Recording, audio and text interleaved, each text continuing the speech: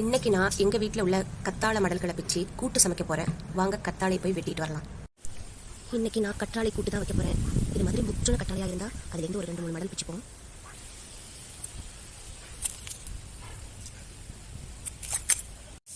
Cut பண்ணியாச்சு. இதை இப்போ க்ளீன் பண்ணணும். க்ளீன் பண்ணிட்டு காமிக்கிறேன்.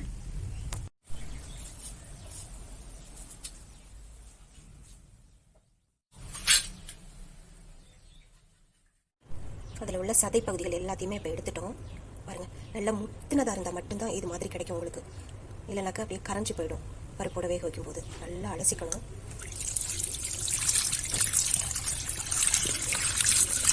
பருப்பை திறந்து விட்டு அது பாட்டு அந்த வளவளப்பட்டல் எல்லாம் போயிடும். பாருங்கள், எப்படி கண்ணாடி மாதிரி சுத்தமாக வளவளப்பு தண்ணி இல்லை. இந்த அளவுக்கு அலசி எடுத்துக்கணும். தண்ணி வடிஞ்சிருச்சு. நொங்கு சோள மாதிரி இருக்கணும். இது அப்படியே கூட சாப்பிடலாம், உடம்புக்கு ரொம்ப நல்லது. இது பனி நேரங்கிறதுனால சைனஸ் உள்ளவங்களுக்கு பிரச்சனை வரும். அதனால சமைச்சு சாப்பிட்றது ரொம்ப ரொம்ப நல்லது. எல்லா காய்கறியும் கட் பண்ணுற மாதிரி தான் கொஞ்சம் பெரிய பீஸாகவே போடணும். இப்போ இவ்வளோ கற்றாழை இருக்குது. இதுக்கு 50 கிராம் பாசிப்பருப்பு எடுத்திருக்கேன். ஒரு தக்காளி, 3 பச்சை மிளகாய், கொஞ்சம் வெங்காயம் எல்லாம் வெட்டி வச்சுருக்கேன். இதை இப்போ ஒரு 5 விசில் விட்டு வேக விடணும். அடுப்பு கற்ற வச்சுட்டு இது வேகிற அளவுக்கு தண்ணி,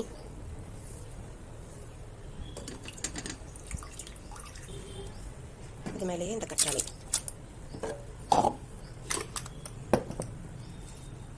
வெங்காயம், தக்காளி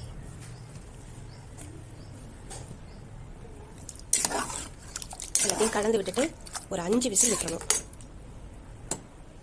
விசில் வரத்துக்குள்ளேயும் ஒரு கைப்பிடி அளவு தேங்காய், ஒரு ஸ்பூன் சோம்பு, ஒரு 10 மிளகு, கொஞ்சம் மஞ்சத்தூள், இதை நம்ம குறைன்னு அரைச்சிக்கணும்.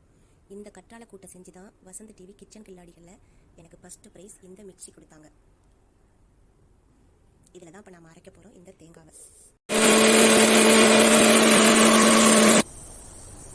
இந்த அளவுக்கு குறைன்னு இருந்தால் போதும். ரொம்ப பேஸ்ட் மாதிரி நைஸாக அரைச்சிடாதீங்க. விசில் அடங்கிருச்சு. இப்போ திறந்து பார்ப்போம். ஓகே, சூப்பராக வெந்திருக்கு. இப்போ நம்ம அரைச்சி வச்சிருக்க இந்த தேங்காய் இதில் போட்டுருவோம். போட்டுட்டு தேவையான அளவு உப்பு,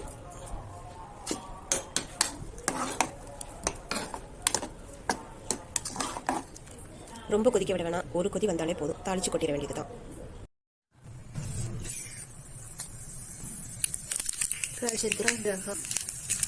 நல்லா